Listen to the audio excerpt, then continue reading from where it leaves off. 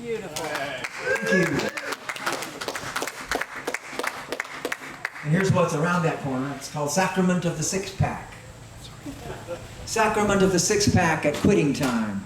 Tossed ritually can by can to the roadside as you ride the 4-lane home. Listen, it isn't enough to pick up the litter anymore. That time has come and gone.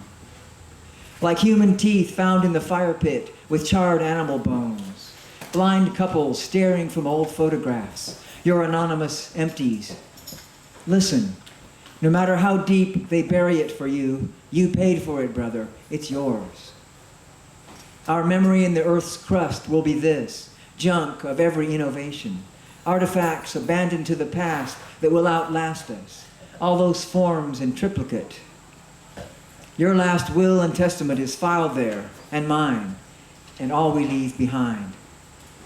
Listen, whatever wealth you pile up for your children, it will never be enough.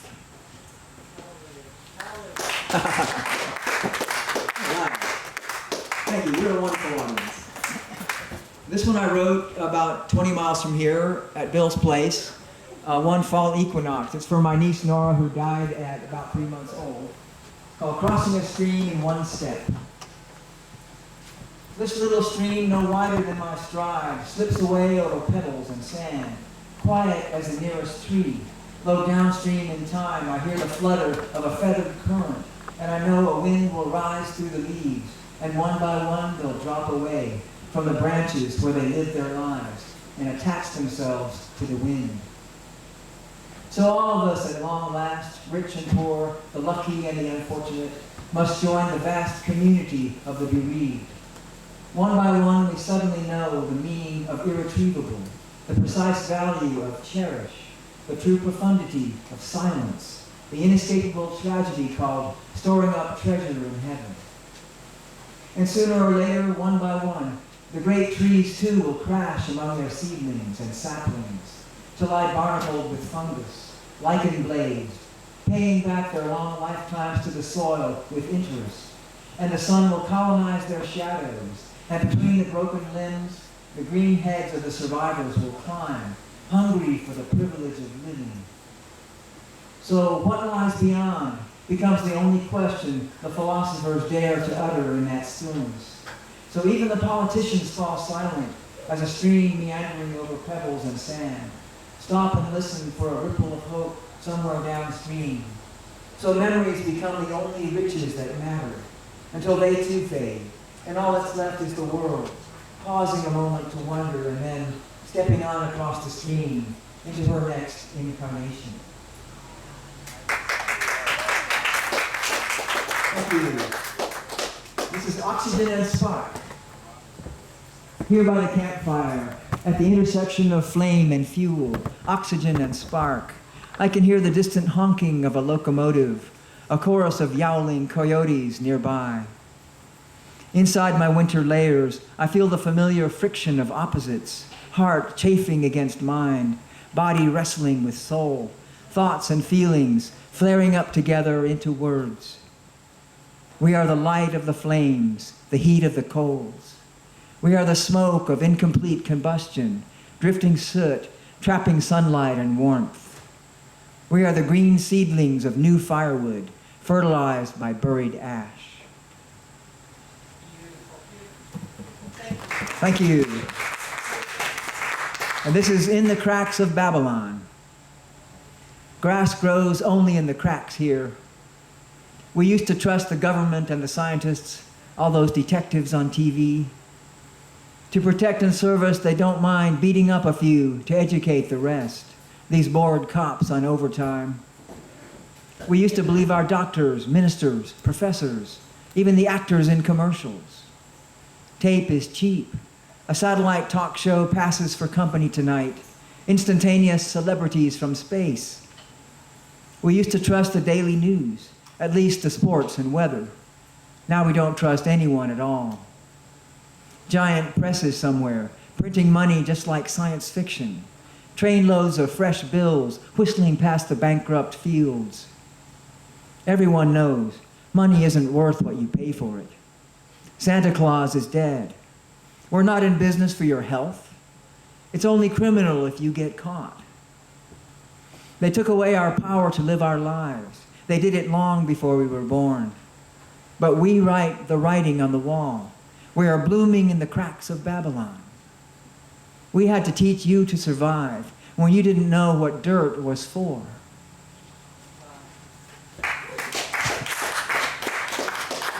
Debbie Hires is on her way. Hope she gets here in time. This is Call to Worship. Whenever I'm ready to grieve or slow to marvel, I remember this land as I've never seen it, the way it must have looked 1,000 years before I opened my astonished infant's eyes. The rising chorus of ridges, tree line after tree line, climbing to the misty edge of creation. The waterfall tumbling back down in a cold, clear rush. Before the invention of wilderness or the need for churches, when every bush blazed in the sunrise, in the time before time that inspired the myth of heaven. Nothing but forest and sky, wet leaves dripping after a rain, nectar of unforbidden fruit, stained glass at sunset without a window. Before the need for gardens or the invention of fences, before one piece of the garden was fenced off and deeded over to Eden. Rivers winding through the shady nave of the trees, cathedral columns of light, a host of insects chanting endless praise.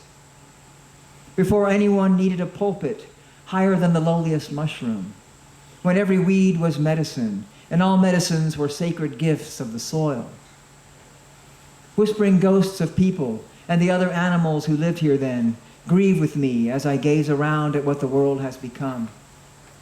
Then I meet an infant who teaches me with wide open eyes how to marvel again at the quiet sanctuaries of green that persist between all these roads and wires and signs.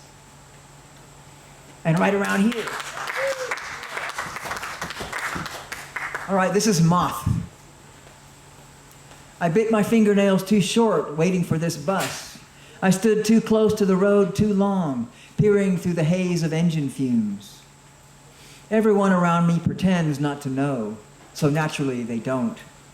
No one on this bus remembers poetry overhead among the ads.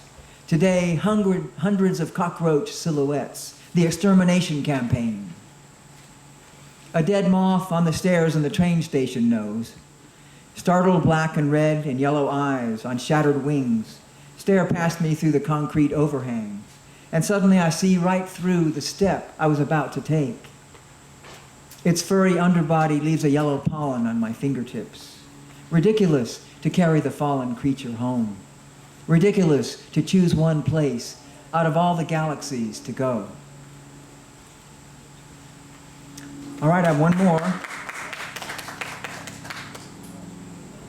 This is Natives of One Mother. Woman, the dying messenger cried out, behold your son.